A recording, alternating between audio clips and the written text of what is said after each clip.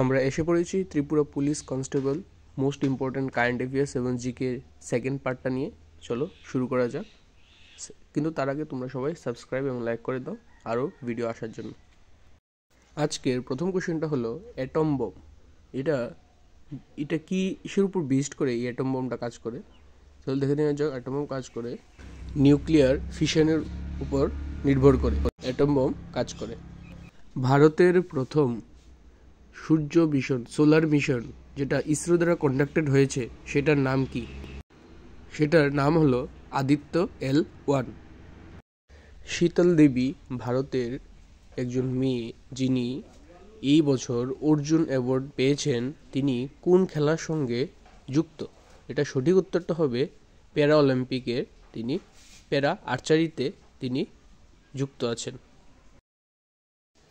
The book name Jadunama is written by.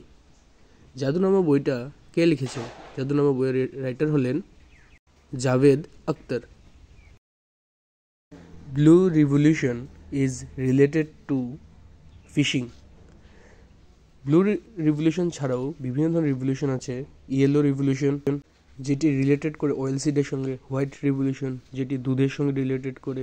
Pink revolution, অনিয়নের সঙ্গে related করে। Silver revolution, যেটা egg, ডিমের জন্য, পোলট্রির জন্য সঙ্গে মিল খায়। ব্ল্যাক রিভলিউশন, যেটা ইথানল, বায়োডিজেলের জন্য।